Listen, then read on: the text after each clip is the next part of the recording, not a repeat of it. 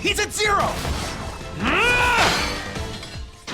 Kido meets with his elite team after they return from their journey and decides to brief them on their next mission. Meanwhile, Yosuke and his colleague Kodera spy on Yuma and Rajinmaru as they hilariously exercise at the Tamakoma headquarters. Now we are introduced to the elite squad consisting of Isami Toma, Soya Kazuma, and Kei Tachikawa. Kido tells them about stealing the black trigger from Yuma, even if it means invading the Tamakoma branch. As the team goes through Yuma's routine, Kei decides to take action immediately in the night. Meanwhile, Reggie says that Chika has great potential, and even Yuma is praised by Konami, but Osamu is still concerned to be weak by Karasuma. The others begin their training again, but Osamu is asked to clean the office as part of an experiment to enhance his moves. It fails, so Yotaro tries a card game to help Osamu's reflexes, but that doesn't work either. Later, the elite squad makes its way to the branch, but Jin interrupts them in the middle of their tracks. They get into a brief confrontation regarding the rules, and then Kei mentions that Yuma isn't officially a border agent yet, as his enrollment hasn't been completed. The team threatens Jin and he's heavily outnumbered, but then the Arashiyama squad also arrives to help him. Despite this, Kei and Miwa order the team to begin the battle. Now Shiori teaches Yuma about how triggers work by giving him a quick class. Meanwhile, an intense encounter breaks out between Jin's friends and Kei's team. Jin dominates multiple opponents at first and then takes on Kei, who is able to put up a strong fight by boosting his form.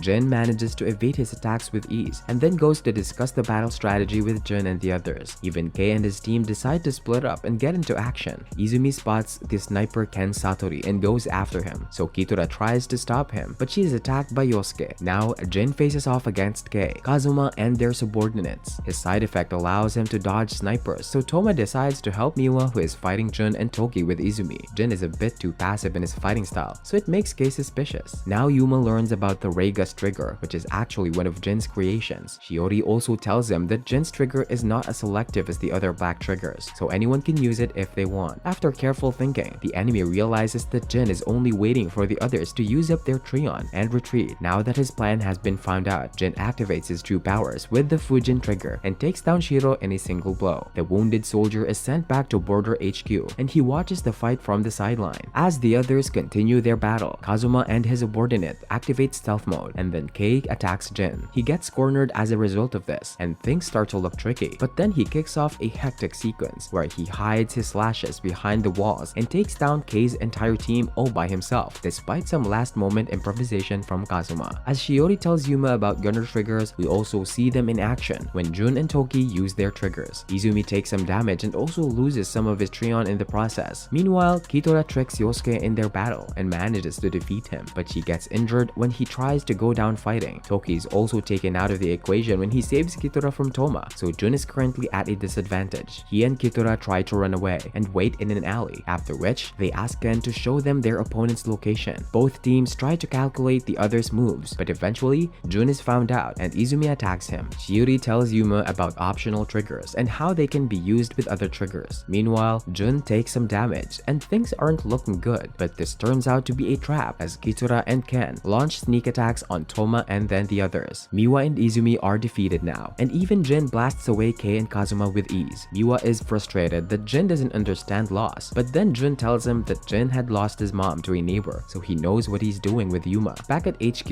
Shinoda threatens Kido against sending more agents, but then Kido decides to use the deadly S-rank agent Amo, who is known to be very destructive. Luckily, Jin appears and says that he'll sacrifice his trigger to Kido if he makes Yuma a border agent immediately, thus protecting him from further attacks. A brief standoff follows between the two, but eventually Kido agrees after Jin explains that he has no evil intentions. Then he meets Kei and Kazuma, after which they engage in some friendly banter. However, Jin doesn't mention anything to his friends back at the branch. Later, Yuma chooses the Scorpion trigger for his battles, while Osamu decides to become a gunner and Chika becomes a sniper. Now, our heroes go for the ranking tournament. Chika reveals that she wants to make it to the away squad so that she can go save her brother and friend, so the others agree to join her. Shinoda greets the participating members, and then the Arashiyama squad briefs everyone in detail. tutorial on how to increase their points so that they can become B-rank agents. To begin, a weakened neighbor is summoned to test the attacker's strength. They have 5 minutes to get through its armor, and then an action-packed sequence follows. We witness some impressive performances, but Yuma manages to break the record by destroying the neighbor in 0.6 seconds. However, he isn't impressed, so he does it again in 0.4 seconds. That's when Kitora realizes that Yuma was the one who killed the first neighbor, and she makes fun of Osamu. However, she gets nervous when she sees Karasuma, and he tells her he's training Osamu, which makes her jealous. Now the snipers begin their target practice, and Chika struggles to control the Ibis gun, but she impresses the headmaster Azuma with her knowledge and destroys the wall with an overpowering blast. Meanwhile, Kazama says he wants to have a mock fight with Osamu to test his skills. Osamu does have the option to decline, but he decides to say yes. The opponents prepare themselves for battle, while the others watch. However, Kazama keeps using the chameleon skill to defeat Osamu continuously because Trion is unlimited in a mock fight. Osamu tries to come up with a counter move, but ends up losing 24 times in a row. Kazama decides he's had enough, but then he reveals to Osamu that Jin gave up his trigger for Yuma. This prompts Osamu to challenge Kazama again to honor Jin's sacrifice. He remembers his training with Karasuma and figures out the advantages of being a shooter despite having weak Trion. Now with his plan set, the battle kicks off and Osamu gauges his opponent's movements by filling the room with bullets. Then he charges at Kazuma and manages to secure a tie by firing at close range. Kazuma gives Osamu a compliment before leaving, and then the team is told about the incident with Chika. General Kinuta learns about what happened through Azuma, but he surprisingly treats Chika nicely as she reminds him of his own daughter. The team's progress prompts everyone to start noticing them. They are also being spied on by a boy named Shun Midorikawa. Yuma continues to dominate the tests with ease and ends up in first place everywhere. However, his points take too much time to accumulate, so Toki tells him about the rank wars where he can get more points by beating others who are higher than him. Yuma kicks things off by fighting a trio of ignorant bullies and grows his points faster. Kido and the other generals watch on and learn about Chika's motivations to save her loved ones. Kido is not very enthusiastic about her chances, and then Jin comes in, so they discuss an upcoming neighbor invasion. As Replica educates Yuma about money and change, he meets Miwa, who is still suspicious of him. Now Shun meets Osamu and asks for a solo rank war. This interests everyone else, so they follow them to the battlefield. Shiori and Yosuke meet Yuma, and he learns that they are cousins. Then Yuma offers to help Miwa find his sister's killer, but he refuses and leaves in a fit of rage. At the meeting, Jin suggests using Yuma's knowledge of neighbors so that Border can be ready for the invasion. Meanwhile, Shun totally dominates Osamu in their fight, and he makes a mockery of him in the process. Yuma realizes what he's doing, so he challenges him and risks all his points in the wager. However, he also says that Shun has to call Osamu senpai if he loses. He agrees, and they decide to go ahead with 10 rounds of fighting. Yuma surprisingly loses his first 2 battles with ease, and this makes Shun overconfident, but then Yuma gets serious and ends up securing the lead quite easily after that. As he continues to dominate, Yuma says he will take revenge for Osamu's humiliation and will make Shun feel the same way. In almost no time, we see that Shun has lost the encounter on an 8-2 margin. Now Jin arrives and says that Kido wants to meet Yuma and Osamu. That's when we learn that Shun is a fan of Jin and was jealous of Osamu for being close to him. Then he becomes friends with his opponents after apologizing for his actions. Jin asks Yuma about Shun's abilities, and he explains how he should be analyzed as an animal in battle. His words make Osamu conscious of his own failures, and then the team meets Kido and the other generals. They talk about the neighbor invasion and ask Yuma for help, so he summons Replica. He offers to provide assistance, but makes Kido promise to keep Yuma safe. He agrees, and Yuma's side effect proves that he's telling the truth, so Replica continues. He talks about the neighborhood and planet nations, after which he goes on to show an orbital map that shows the entire neighborhood's collection of planets. Replica mentions that the planets Liberi, Leoforio, Kion, and Afto Crater are the ones most likely to attack, but also warns against errant nations. After narrowing it down, Kido decides to focus on Kion and Afto Crater, so Replica briefs him about their resources in great detail, while also mentioning their Trion reserves. Meanwhile, an agent named Izuho isn't happy with her results, but then Chika strikes a friendship with her. Shinoda meets the boys later and offers his support, while also wishing to make Yuma an official agent. Later, Jin meets Miwa and asks him to help Osamu during the invasion, as his side effect detects that he will be in danger. Miwa refuses, so Jin mentions that Kazama had refused his Fujin trigger. He offers to help Miwa get the black trigger, thus allowing him to avenge his sister, but he walks away. Now we learn that Yuma refused Shinoda's offer as he wants to do things his way. Osamu receives too much attention in school, so he goes to the roof to chill with Yuma. They joke around, but Osamu worries for Yuma's body, which is still wasting away. Now Chika arrives and introduces them to Izuho. They get along and have a good time, but suddenly lots of gates open up and the neighbors arrive to declare war, even though it was believed that they were supposed to come after 10 days. Osamu and Yuma leave. After giving Chika a mini replica for communication, they transform into their border avatars and begin fighting the neighbors. Evacuation of the civilians takes some time, as the attack was unexpected, and then we see Jin and Amo fighting the Trion soldiers in unprotected areas. An intense battle begins, as the generals constantly plan and modify their strategies. We watch all the various squads in full action as they fight the monsters that are trying to make their way out of the Forbidden Zone and into the urban areas. Replica and Yuma suspect something fishy, and then we see a new kind of neighbor called Rabbit coming out from the corpse of a dead Bamster. It is shown to have superior fighting skills and an extra thick armor as it dominates against the border agents. It also tries to capture the agents to harvest their Trion. Replica identifies what's going on and alerts the boys immediately. Meanwhile, the Suwa squad loses their leader to a Rabbit, and then Kazuma's team drops by to help them. The A-rank squads begin their battles with the Rabbits, and the generals decide to maintain their forces for now. Then we see that the neighbors of After Crater are behind this attack as the number of Trion soldiers increases. Yuma and Replica realize that the Rabbits are keeping the stronger agents occupied so that the other Trion soldiers can invade the urban area. There are lots of debates between the generals at HQ, but Shinoda and Kido maintain their composure. As Kazuma and his team fight the Rabbit, they figure out its weakness as its core. Now we see an entire group of neighbors from After Crater discussing their plans to first assess the humans' powers and the assets before going in for the final blow. Yuma takes down some monsters with ease, but then a Rabbit appears and attacks Osamu, so he uses his black trigger to fight it. The Rabbit is eventually killed by the Arashiyama squad, but then Border HQ is attacked by Ilgers. Kei helps out, and the wall manages to hold off the attacks for now, but this seemingly turns out to be a diversion. Now Osamu asks Kido if he can go help Chika, but he says that Yuma can't come along. As they don't have much time, Kitora agrees to help Osamu and the team splits up. As the battle continues, Kazuma and his men kill the Rabbit, but notice that Suwa's body is missing and only a Trion cube remains. Meanwhile, Jin and Amo have a little chat after killing all the monsters in their area, but then Jin says he must help the others. Replica realizes that the enemy has other motivations as they are investing too much Trion just to create the Rabbits. He says that high-level agents can simply bail out before getting captured, so the tactics don't make any sense. In Chika's zone, a Bamster is defeated, but a different kind of Rabbit emerges from it. Kitora takes it on, while Osamu fights a Marmot that attacks his classmates. He uses all his skills to battle it after remembering his training and manages to defeat it after a brief encounter. Now we see Kitora going all out against the Rabbit, but she gets tricked when it flies. However, she sacrifices a leg and manages to defeat it all by herself. But then, 3 more Rabbits arrive, and we learn that the main plan was to capture C-rank agents, as they do not have the bailout option. Kitora warns the agents to leave and try to bail out herself, but is captured before doing so. The others run away, but Chika is frozen in fear as one of the Rabbits approaches her. And that's the end of part 2. Like, share, and subscribe if you want to see part 3 ASAP. Also, press the bell icon for regular notifications. Okay then, I'll see you later.